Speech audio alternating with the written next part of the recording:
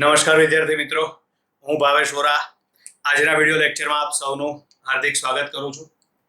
11મા ધોરણમાં chapter number 2 એકમ અને માપનમાં સ્વાધ્યાયનો 15મો દાખલો, જેની રકમ આ પ્રમાણે છે. એક વિદ્યાર્થી ભૌતિક વિજ્ઞાનમાં પ્રચલિત એવા કોઈ કણના ચલિત દળ m અને સ્થિર દળ m0 બરાબર. આપણે આ જે દાખલો છે એ દાખલામાં જે સમીકરણ છે ને એ સમીકરણ આઇન્સ્ટાઈન નામના વૈજ્ઞાનિકે આપ્યું હતું. બરાબર. એમાં પદાર્થને બે દળ હોય, એક આવે સ્થિર દળ અને બીજું આવે ચલિત અવસ્થાનું દળ, એટલે કે જ્યારે તે ગતિમાન અવસ્થામાં હોય ત્યારે. બરાબર છે. એક સ્થિર દળ આવે અને બીજું ચલિત દળ આવે. એનાથી વધારે ઊંડાણમાં આપણે અત્યારે જવાનું નથી. બરાબર. એવું સમજી લો કે ભાઈ આવું કંઈક છે, જેમ ફિક્સ વસ્તુ જ છે આ. બરાબર. ફરીથી, એક વિદ્યાર્થી ભૌતિક વિજ્ઞાનમાં પ્રચલિત એવા કોઈ કણના ચલિત દળ m અને સ્થિર દળ m0 તથા કણનો વેગ v અને પ્રકાશની ઝડપ c વચ્ચેનો સંબંધ લગભગ યાદ રાખીને સાચો લખે છે. હવે એમાં પાછું લખ્યું છે લગભગ, એટલે સાચો હોય ને ખોટો હોય. બરાબર. પરંતુ અચળાંક c ને ક્યાં મૂકવો તે ભૂલી જાય. એટલે આ જે સમીકરણ લખ્યું છે એમાં કંઈક ખામી છે, કંઈક ત્રુટી છે. બરાબર. અચળાંક c ને ક્યાં લખવો તે ભૂલી જાય છે અને આવું લખે છે m બરાબર m0 1 - v સ્ક્વેર આખા પદની કેટલી ઘાત છે 1/2. તો અનુમાન કરો કે c ને ક્યાં મૂકવો જોઈએ. બરાબર. તો હવે આ અનુમાન કરવા માટે આપણે પરિમાણની રીતનો ઉપયોગ કરીશું. બરાબર. એટલે સૌથી પહેલા મેં સમીકરણ લખી નાખ્યું.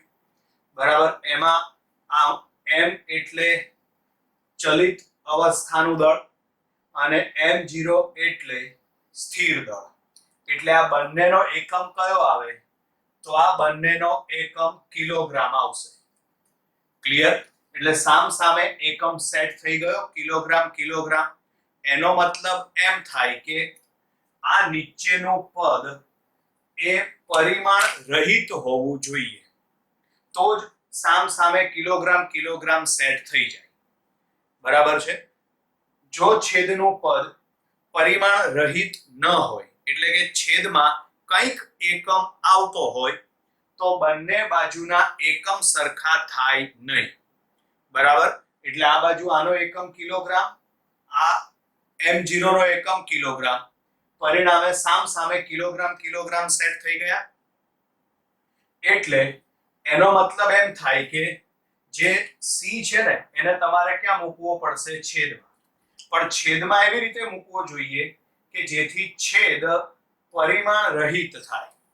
હવે પરિમાણ રહિત થવા માટે, બરાબર, અહીં આગળ આના સાથે પદ મૂકવું જોઈએ. એનું કારણ કે આગળ તો સંખ્યા 1 છે. 1 તો પરિમાણ રહિત હોય, સંખ્યાને ક્યારે પરિમાણ નથી હોતા. અહીં આગળ તમે મૂકો. બરાબર. તો એના માટે બે શક્યતા આવશે. કાં તો છેદમાં મૂકી શકાય, કાં તો અંશમાં મૂકી શકાય. એટલે આવું બને v²/c² અથવા તો c²/v². એમાં પણ પાછું આ પદ શક્ય નથી. શું કામ શક્ય નથી? ધારો કે આપણે c² ને અંશમાં મૂકીએ, કારણ કે છેદમાં v² છે ને, એટલે c² જ મૂકવું પડે. બરાબર. ધારો કે c² ને આપણે અંશમાં મૂકીએ તો આનો જવાબ 1 કરતા મોટો આવશે, કારણ કે કોઈ પણ પદાર્થનો વેગ પ્રકાશના વેગ કરતા ઓછો જ હોય. બરાબર. કોઈ પણ પદાર્થનો વેગ પ્રકાશના વેગ કરતા ઓછો, એટલે v ની કિંમત નાની થશે. પરિણામે આનો જવાબ તમે મેળવો તો 1 કરતા મોટો આવે. બરાબર. આ કિંમત પછી તમે અહીં લખો, આ કિંમત અહીં લખો તો જવાબ 1 કરતા મોટો છે. તો આગળ તમે એને બાદ કરો, 1 માંથી એ સંખ્યાને બાદ કરો ને, તો જવાબ માઈનસમાં આવે. અને માઈનસ સંખ્યાનું ક્યારેય પણ વર્ગમૂળ ના નીકળે. બરાબર. એટલે આ વસ્તુ શક્ય નથી. એટલે કે આ વસ્તુ શક્ય છે, v²/c². આ વસ્તુ શક્ય છે. એટલે v² છે એના છેદમાં શું લખવું જોઈએ? c². એટલે આ સમીકરણ સાચું. બરાબર છે? ક્લિયર? ચલો હવે આગળ સ્વાધ્યાયનો 16મો દાખલો. એમાં પરમાણુવીય માપક્રમની લંબાઈનો સુવિધાજનક એકમ એંગસ્ટ્રોમ છે. તેને એ ઉપર ટપકું આ સંજ્ઞા વડે દર્શાવાય, બધાને ખબર જ છે. 1 એંગસ્ટ્રોમ બરાબર 10⁻10 મીટર. હાઇડ્રોજન પરમાણુનો વિસ્તાર, આ હાઇડ્રોજન પરમાણુનો વિસ્તાર એટલે એની ત્રિજ્યા આપી છે 5.5 એંગસ્ટ્રોમ છે. તો 1 મોલ હાઇડ્રોજન પરમાણુનું આણ્વિક કદ મીટર પ્રતિ ક્યુબમાં કેટલું થશે? બરાબર? તો અહીંયા આગળ હાઇડ્રોજન પરમાણુની ત્રિજ્યા કેટલી આપી છે? r બરાબર 0.5 એંગસ્ટ્રોમ. બરાબર? આને તમારે જો મીટરમાં ફેરવવી હોય તો આ પદને તમે મીટરમાં ફેરવો એટલે 0.5 ગુણ્યા 10⁻10 મીટર થશે. બરાબર? ચલો હાઇડ્રોજન પરમાણુનું કદ v બરાબર 4/3 પાઈ r ક્યુબ. પરમાણુને ગોળા તરીકે સ્વીકારવામાં આવે છે. તો ગોળાનું કદ શોધવાનું સૂત્ર 10મા ધોરણમાં આવી ગયું છે. કદ એટલે જ ઘનફળ. એટલે કે હાઇડ્રોજન પરમાણુનું કદ એટલે કે ઘનફળ શોધવા માટેનું સૂત્ર v બરાબર 4/3 પાઈ r ક્યુબ થશે. બરાબર? મેં કીધું એ પ્રમાણે પરમાણુને શું સ્વીકારવાનું? આપણે ગોળા તરીકે. એટલે v બરાબર 4/3 પાઈ r ક્યુબ થશે. આમાં કિંમત મૂકી દો એટલે 4/3 એમના એમ, પાઈના બદલે 3.14, r ની કિંમત અહીંથી લખી આપણે 0.5 ગુણ્યા 10⁻10 એનો ઘન. આનો સાદુરૂપ આપશો એટલે જવાબ આવશે 5.23 ગુણ્યા 10⁻31 મીટર ક્યુબ. બરાબર? આનું તમારે સાદુરૂપ આપો એટલે 5.23 ગુણ્યા 10⁻31 મીટર ક્યુબ. આજે તમને કદ મળ્યું એ એક હાઇડ્રોજન પરમાણુનું મળ્યું. આજે કદ મળ્યું એક હાઇડ્રોજન પરમાણુ માટે મળ્યું. પણ તમારે 1 મોલ માટે ગણતરી કરવાની છે. બરાબર? 1 મોલ માટે 1 મોલ હાઇડ્રોજન. બરાબર? 1 મોલમાં કેટલા પરમાણુઓ હશે? 6.023 ગુણ્યા 10⁻23. બરાબર? આ જે કદ મળ્યું એ એક હાઇડ્રોજન પરમાણુ માટે મળ્યું. 1 મોલમાં હાઇડ્રોજનના 6.023 ગુણ્યા 10⁻23 પરમાણુ હશે. હવે સમજો એક પરમાણુનું કદ આટલું થયું તો આને આપણે n કહી દઈએ તો n પરમાણુનું કુલ કદ કેટલું થશે? સમજો એક પરમાણુનું કદ કેટલું થયું? તો એક પરમાણુનું કદ થયું v. આવા કેટલા પરમાણુ છે? n. તો એનું કુલ કદ કેટલું થશે? n * v. જ્યાં n એટલે પરમાણુની સંખ્યા અને v એટલે એક હાઇડ્રોજન પરમાણુનું કદ. એટલે n ના બદલે આપણે 6.023 ગુણ્યા 10⁻23 લખી. v એટલે એક હાઇડ્રોજન પરમાણુનું કદ એ લખ્યું આપણે અહીંયા આગળ 5.23 ગુણ્યા 10⁻31. બરાબર? આનો ગુણાકાર કરો એટલે જવાબ આવશે 3.152 ગુણ્યા 10⁻7 મીટર ક્યુબ. એટલે કે નિયરલી ઇક્વલ ટુ 3 લખી શકાય ગુણ્યા 10⁻7 મીટર ક્યુબ. ક્લિયર? ચલો હવે આના જેવો દાખલો આ છે 17મો દાખલો. એમાં છે 1 મોલ આદર્શ વાયુ પ્રમાણભૂત તાપમાને અને દબાણે 22.4 લીટર જગ્યા રોકે છે, જેને મોલર કદ કહે છે. બરાબર? આ કેમિસ્ટ્રીમાં પણ તમારે આવશે. મોલર કદ એટલે 1 મોલ વાયુનું કદ પ્રમાણભૂત તાપમાને અને દબાણે 22.4 લીટર જગ્યા રોકે છે. એટલે આ એનું કદ થઈ ગયું. તો 1 મોલ હાઇડ્રોજન વાયુ માટે મોલર કદ અને પરમાણ્વીય કદનો ગુણોત્તર શું થશે? તો અહીંયા આગળ મોલર કદ અને પરમાણ્વીય કદનો ગુણોત્તર શું થશે એ શોધવાનું છે. તો એમાં આદર્શ વાયુનું મોલર કદ આપણને આપેલું છે 22.4 લીટર. અહીં આગળ એકમ છે લીટર, પણ પણ આપણે એને શેમાં ફેરવવાનો? મીટર ક્યુબમાં. મીટર ક્યુબમાં ફેરવવા માટે 10 ની -3 ઘાત વડે ગુણો. બરાબર. આના માટે આ એક વસ્તુ યાદ રાખવાની, 1 મીટર ક્યુબ બરાબર, અથવા તો આવું આવતું હશે કે 1000 લીટર બરાબર 1 ઘન મીટર, અથવા તો ઊંધું આવતું હોય 1 ઘન મીટર બરાબર 1000 લીટર. બરાબર. તો અહીં આગળ આ લીટર છે, એને તમારે મીટર ક્યુબમાં ફેરવવું હોય તો 10 ની -3 ઘાત વડે ગુણો, એટલે આ મોલર કદ થઈ ગયું. હવે બીજું શું શોધવાનું છે? એનું પરમાણ્વીય કદ. તો પરમાણ્વીય કદ અહીં ગણતરી કરીને આપેલું છે, આ જ રીતે એની ગણતરી થાય, બંનેનો જવાબ પણ સરખો જ આવે. બરાબર. એટલે હાઇડ્રોજન પરમાણુની ત્રિજ્યા કેટલી છે? r બરાબર 0.5 એંગસ્ટ્રોમ. ધ્યાન રાખજો, અહીં આગળ તમને રકમમાં હાઇડ્રોજન અણુ આપ્યું છે. હાઇડ્રોજન અણુ એટલે એને H2 વડે લખાય. H2 એટલે એમાં 2 હાઇડ્રોજન હશે. જ્યારે અહીં આગળ લખ્યું છે હાઇડ્રોજન પરમાણુ. હાઇડ્રોજન પરમાણુ એટલે એમાં એક જ હાઇડ્રોજન હશે. બરાબર. એટલે આના કરતા અડધું લેવું પડે. આ H2 છે એટલે 2 છે, એટલે 1 એંગસ્ટ્રોમ લખ્યા. અહીં આગળ પરમાણુ છે એટલે એક જ હાઇડ્રોજન આવે. એક હાઇડ્રોજન એટલે આના કરતા અડધું.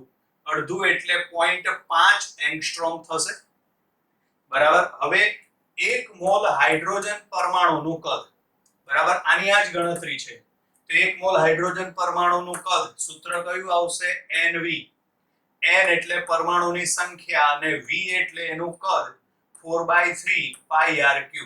આ દાખલામાં 4/3 πr³ અલગ ગણેલા છે, જ્યારે આમાં અહીં જ કિંમત મૂકી દીધી આપણે. બરાબર. આ n m ના m, v એટલે કદ, આગળ કીધું એ પ્રમાણે અણુ કે પરમાણુને આપણે ગોળા તરીકે સ્વીકારવાનો છે, એટલે ગોળાનું કદ v બરાબર 4/3 πr³ આવશે. હવે આમાં કિંમત મૂકી દો. n એટલે 1 મોલમાં કેટલી સંખ્યા આવે? 6.023 ગુણ્યા 10 ની 23. આ 4/3 m ના m. પાઈ એટલે 3.14. r એટલે 0.5 ગુણ્યા 10 ની -10 ઘાત એનો ઘન. આનું સાદું રૂપ આપો એટલે જવાબ આવે 3.152 ગુણ્યા 10 ની -7 ઘાત મીટર ક્યુબ. શોધવાનું શું કીધું છે? મોલર કદ અને પરમાણ્વીય કદનો ગુણોત્તર. તો અહીં મોલર કદ છેદમાં પરમાણ્વીય કદ. મોલર કદ અહીં આગળ છે 22.4 ગુણ્યા 10 ની -3 ઘાત. એ કિંમત મેં અહીં લખી. પરમાણુનું કદ છે આ રહ્યું 3.152 ગુણ્યા 10 ની -7 ઘાત. આ કિંમત મેં અહીં લખી. કેલ્ક્યુલેટર થી સાદું રૂપ આપો એટલે જવાબ આવશે 7.1 ગુણ્યા 10 ની 4 ઘાત. આ જવાબ બહુ મોટો આવ્યો, 10 ની 4 ઘાત. હવે પાછું છેલ્લે એવું પણ કીધું છે કે આ ગુણોત્તર શા માટે ઘણો મોટો છે? શા માટે આ ગુણોત્તર ઘણો મોટો છે? તો એનું કારણ કે વાયુમાં આંતર આણ્વીય અંતર વધુ હોય. આવું તમે આગળ ભણી ગયા હશો કે વાયુમાં અણુ વચ્ચેનું અંતર વધારે હોય, પરિણામે આ ગુણોત્તર આપણને ઘણો જ મોટો મળે છે. ક્લિયર? ચલો પછી આગળ છે 2.19. 2.19 ની રકમ બહુ મોટી છે, સમજજો ધ્યાનથી. નજીક દેખાતા બે તારાનું અંતર માપવા માટે દ્રષ્ટિ સ્થાન ભેદની રીતનો ઉપયોગ કરવામાં આવે છે. સૂર્યની આસપાસ પોતાની ભ્રમણ કક્ષામાં 6 મહિનાના સમય અંતરાલમાં પૃથ્વીના બે સ્થાનોને જોડતી આધાર રેખા એવી છે. હવે સમજજો ધ્યાનથી. પૃથ્વીને જોડતી આધાર રેખા કઈ છે? એવી. રકમમાં કેટલા મહિના આપેલા છે? 6 મહિના. બરાબર. પૃથ્વીને સૂર્યની આસપાસ એક ચક્કર લગાવતા કેટલો સમય લાગે? 12 મહિના. તો 6 મહિના એટલે એનો મતલબ પૃથ્વી અડધું ચક્કર લગાવ્યું હશે. બરાબર. અહીં આગળ પોતાની ભ્રમણ, સૂર્યની આસપાસ પોતાની ભ્રમણ કક્ષામાં 6 મહિનાના સમય અંતરાલમાં પૃથ્વીના બે સ્થાનો ને જોડતી રેખા એબી છે. બરાબર. 6 મહિનાનો સમય આપ્યો છે. પૃથ્વીને સૂર્યની આજુબાજુ ચક્કર લગાવતા એક ભ્રમણ પૂરું કરતા 12 મહિનાનો સમય લાગે તો 6 મહિના એટલે એનો મતલબ અડધું ભ્રમણ પૂરું થયું હશે, જે આકૃતિમાં આપણે દર્શાવેલું છે. અહીં આગળ આ એ એટલે પૃથ્વીનું પ્રારંભિક સ્થાન ગણો, અહીંથી ભ્રમણ કરીને અહીં પહોંચે બી એટલે આ અડધું ભ્રમણ પૂરું થયું એમ કહેવાય. બરાબર. આને શું ગણવાનું છે તમારે? એનો આધાર. બરાબર. જોડતી આધાર રેખા AB છે, એટલે કે આધાર રેખા પૃથ્વીની કક્ષાના વ્યાસ જેટલી છે. બરાબર. આ પૃથ્વીની ભ્રમણ કક્ષા છે, આ ગ્રીન માર્કરે. બરાબર. તો અહીંથી આ AB અંતર એટલે એનો વ્યાસ થયો. બરાબર. એટલે લખેલું છે કે એટલે કે આધાર રેખા પૃથ્વીની કક્ષાના વ્યાસ જેટલી છે. નજીક રહેલા બે તારા એટલા દૂર છે કે આટલી લાંબી આધાર રેખા હોવા છતાં તેઓ 1 સેકન્ડ જેટલા ચાપનો દ્રષ્ટિ સ્થાન ભેદ ધરાવે છે. ખગોળીય સ્તર પર લંબાઈનો સુવિધાજનક એકમ પાર્સેક છે. પાર્સેક આપણે આગળ આવી ગયું છે થિયરીમાં. પાર્સેક કોઈ પદાર્થનું અંતર સૂચવે છે. આ પાર્સેકની વ્યાખ્યા છે પૃથ્વી અને સૂર્ય વચ્ચેના અંતર જેટલી આધાર રેખાના બે છેડાઓએ આંતરેલ ખૂણો. બરાબર. 1 સેકન્ડ આર્ક. બરાબર. અહીં ખૂણો લખેલો છે 1 સેકન્ડ આર્ક. બરાબર. અહીં આગળ આ ખૂણો લખેલો છે 1 સેકન્ડ આર્ક. બરાબર હોય તો 1 પાર્સેકનું મૂલ્ય મીટરમાં કેટલું થશે? એટલે આકૃતિ આપણે દોરેલી છે. બરાબર. એમાં આ S એટલે કોઈ તારો છે જેનું અવલોકન 2 વખત કરવાનું છે. પહેલી વખતે અવલોકન ક્યાંથી કરવાનું છે? આપણે A થી, એટલે A થી S. બીજી વખત અવલોકન ક્યાંથી કરવાનું છે? આપણે B થી S. બરાબર. અહીં આગળ આ મધ્ય બિંદુ છે C, એને જોડતી રેખા એટલે આ જે ખૂણો બનશે આ ખૂણો 1 પાર્સેક થશે. આ બાજુમાં બીજો ખૂણો, સોરી 1 પાર્સેક નહીં પણ 1 આર્ક સેકન્ડ થશે. એવી જ રીતે આ પણ 1 આર્ક સેકન્ડ થશે. ટોટલ ખૂણો થીટા ડેશ, તો થીટા ડેશ બરાબર 2 થીટા થાય. એટલે અહીં આગળ આપણે વિચારીએ તો દ્રષ્ટિ સ્થાન ભેદની રીતમાં સૂત્ર આવી ગયું એ પ્રમાણે ખૂણો બરાબર ચાપ ભાગ્યા ત્રિજ્યા. ખૂણો છે થીટા ડેશ, ચાપ અહીં આગળ આવશે AB અને ત્રિજ્યા આવશે D. બરાબર. ખૂણો આવશે થીટા ડેશ, ચાપ આવશે AB એટલે કે સ્મોલ v અને આ અંતર આવશે D. ખૂણો બરાબર ચાપ ભાગ્યા ત્રિજ્યા. ખૂણો છે થીટા ડેશ, ચાપ આવશે B અને ત્રિજ્યા આવશે કેપિટલ D. આપણે આ કેપિટલ D શોધવાનું છે તો કેપિટલ D ને સામે લઈ જાઓ, આ થીટા ડેશ ને તમે છેદમાં લઈ જાઓ. પણ થીટા ડેશ બરાબર આકૃતિ જુઓ તો શું આપેલું છે? 2 થીટા. હવે આની કિંમત લખી નાખો. એમાં B બરાબર, તો B એટલે વ્યાસ લેવાનો છે. તો અહીં આગળ આપણને વ્યાસ આપેલો છે 3 ગુણ્યા 10 ની 11 ઘાત મીટર. તો અહીં લખી નાખ્યું 3 ગુણ્યા 10 ની 11 ઘાત મીટર. છેદમાં આ બે અહીં એમના એમ લખ્યા. થીટા કેટલો લેવાનો છે? તો રકમ પ્રમાણે આપણે થીટા લેવાનો છે 1 આર્ક સેકન્ડ. બરાબર છે. તો એમાં 1 સેકન્ડ બરાબર આપણે ઉદાહરણનો પહેલો દાખલો. બરાબર. એમાં 1 આર્ક સેકન્ડ બરાબર રેડિયનમાં મૂલ્ય માપેલું હતું અને યાદ રાખવાનું હતું તમારે. બરાબર. 1 આર્ક સેકન્ડ બરાબર 4.85 ગુણ્યા 10 ની -6 ઘાત. બરાબર. ફરીથી સમજો. ખૂણો બરાબર ચાપ ભાગ્યા ત્રિજ્યા. ખૂણો છે થીટા ડેશ, ચાપ છે B અને ત્રિજ્યા છે D. બરાબર. આપણે D શોધવાનું છે એટલે D ને કરતા બનાવો એટલે આ થીટા ડેશ ક્યાં જશે? છેદમાં. આકૃતિ જુઓ તો થીટા ડેશ બરાબર શું થશે? 2 થીટા. અહીં આગળ તમે B ની કિંમત લખો. B એટલે શું છે? વ્યાસ. તો અહીં વ્યાસ છે 3 ગુણ્યા 10 ની 11 ઘાત. તો એ લખ્યું. આ 2 એમના એમ. થીટા એટલે ખૂણો લેવાનો 1 આર્ક સેકન્ડ, એને રેડિયનમાં ફેરવો એટલે 4.85 ગુણ્યા 10 ની -6 ઘાત.